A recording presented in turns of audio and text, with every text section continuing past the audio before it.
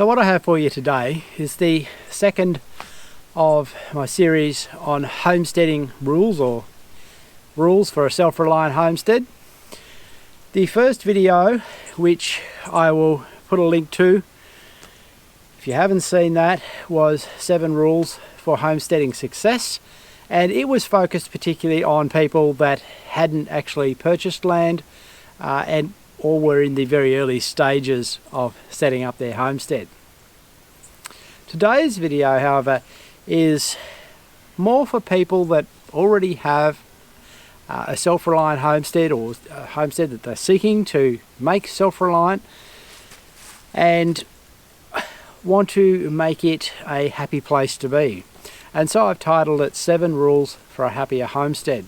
Now, I won't pretend that these are the only 7 things that you need to do to have a happy self-reliant homestead.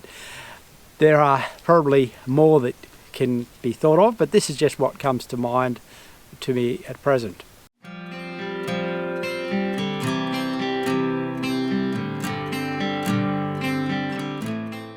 Okay, number 1 is make your basic, or your family's basic needs, a priority. Now, some of you may be familiar with Maslow's pyramid of needs. And so what I'm really talking about is those basic needs that we have as humans of food, water, shelter, clothing, that we make those the priority in what we do. Look, my father used to summarize this and taught it to me in a very simple line, which was duty before inclination. I think we need to look around and see what we need to do in our garden to ensure that we've got food supplies coming, anything that needs to be done to our homes to ensure that they are comfortable, and the orchard, our animals, etc., and make sure that these things are taken care of before we engage in leisure or relaxation pursuits, going surfing or whatever your fancy is. Look, there's an image to those people that work full-time, when they see some of us that may only work part-time or not work at all, to think that it's just one long, perpetual long weekend, which of course shouldn't be the reality. Self-reliant homesteading is an easy street. You do have to work hard, and you need to put effort in. In some ways you need to treat it as a job, and like I work part-time, and the reality is that I work harder when I'm at home, physically at least, than I do when I'm at work. People that work full-time are exchanging their time, all their time, for money, and then exchanging that money for their basic needs. However, when you're pursuing self-reliance, you have to pursue those basic needs directly. And so that's my point. Make those a priority. Okay, for rule number 2, I have down build good fences. Now, I've encountered some people that are opposed to fences and don't like them. To give you an understanding of where I'm coming from, I grew up where we had goats and we didn't have good fences. And so the reality was that the goats would relatively frequently find their way into the veggie garden or the flower garden and destroy plants. And look, losing plants that you have invested a lot of time and effort into very quickly to animals can be really disheartening. Also, it applies to wild animals as well. If you can exclude them from your flower garden, your veggie garden, from your orchard, because, well, here in Tassie we have possums and they can do an incredible amount of damage in just one night to a fruit tree. Damage that will take years to recover from.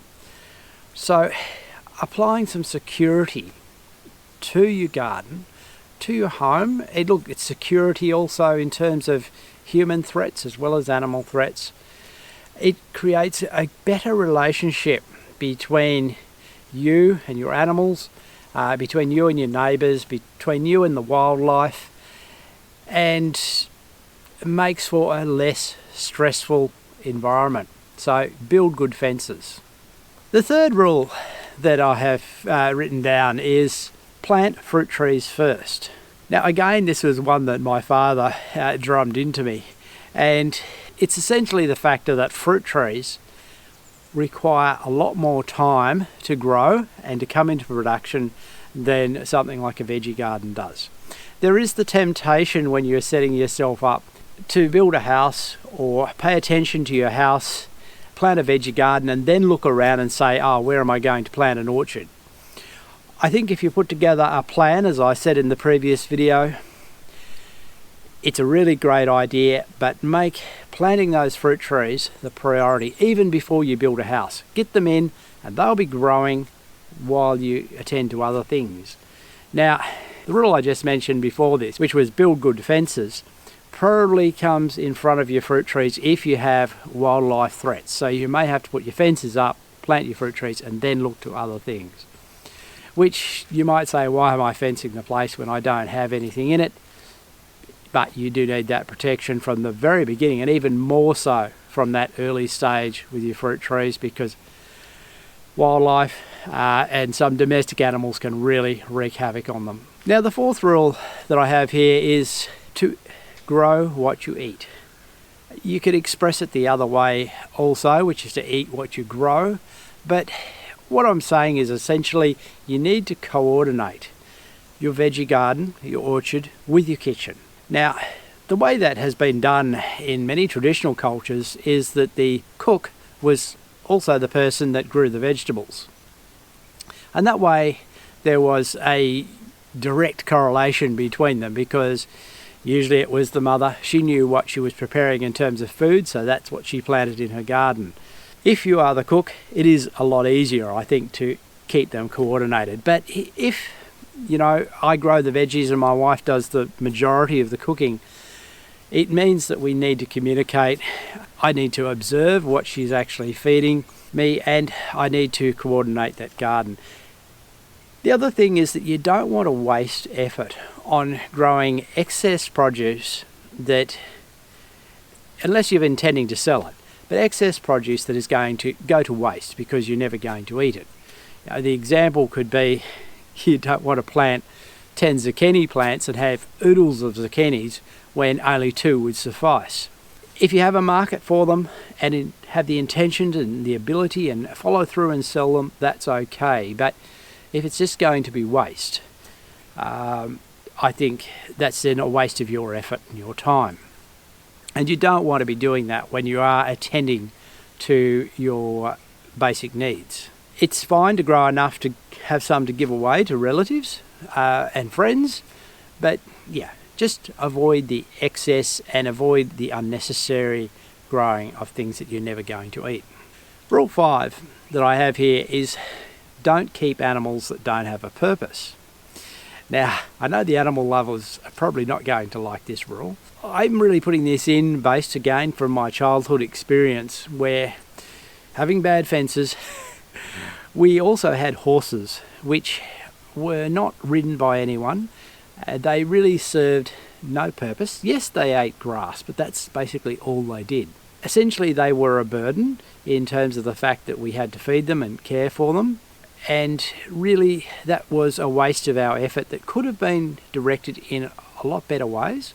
Not having good fences meant that they did get out and get into gardens and cause damage as well. So having them, in my view, was a mistake, and one that I think people shouldn't repeat. So look, it's fine to have some pets, but look carefully at the animals that you have and say, are they really serving a useful purpose for you? Traditionally, animals were kept for food, meat, eggs, milk, that type of thing. They were kept for fertilizer, clothing in terms of leather and wool, and many animals had multiple purposes. They weren't simply one thing that they were kept for. Like a sheep, for example, is not just for its wool, but was also utilised for meat, and in many cases also for milk as well. Dogs, which we've been kept for security, also performed functions in managing other animals, and so were a very valuable part of a homestead. So yeah, look at animals the same way as you look at food in the previous rule. Look at them and ensure that you're not wasting effort and resources. Now, rule 6 really is the balance point to the first rule, and that is that you need to create some leisure space, I'm calling it. Look, in most cases what I'm talking about is have an area for your children to play, have a flower garden, somewhere you can be outdoors, you can eat outdoors, you can spend time with friends and with family and enjoy your surroundings, enjoy your environment. I have seen many people that make the mistake in self-reliant homesteading where it all becomes about work, and the outdoors is not a aesthetically pleasing place. It's not something to look at that you go, oh, this is nice. There's a lot of mess and it's just overtaken. I think this is really important to our mental health to do this, and you'll be rewarded for it and you'll really enjoy it. Rule 7, which is the final one I've got today, is about creating a space in time. And again, it's the balancing to the first rule, and it goes along with rule 6, which I've just spoken of. It's the fact that we don't want to invest all our time in work. One of the primary reasons most people have for pursuing this lifestyle is that it is a better lifestyle and they should have more time to think and to enjoy life. Now, there is a lot to do. There's a lot of work. It's not easy street, as I said earlier. So it can become overwhelming, particularly in early stages. So I think it's really important to set aside and dedicate a space or a portion of your time for relaxation, for some leisure, for family, for friends. The tradition of the ancients, particularly the Hebrews, had this, was to set aside one day in 7, and that's the origin of our weekly cycle that we have. And I think that's a really good portion to actually have one day out of 7 that you totally dedicate to relaxation, a time where you can actually think and can enjoy the environment that you've created, take time to smell the roses, and also time for family, which is essential. That time needs to be dedicated in a way that you're not going to break away from it. I think you need to lock it in so that it's only life and death issues that are going to take you away from that, because it is very easy to say, oh look, I've got this and this that really needs to be done, I'll come back to that special time in a month's time or 2 months' time, and essentially what that means is you tend to forget about it and you don't come back. You become overwhelmed with the work that has to be done. So lock it in and don't break away from it. Make it inviolate, solid, that it's there. Whatever else is going on, you're going to take that time for your family. So those are the 7 rules I have today for a happier homestead. I hope you gained something from that. Thanks for watching.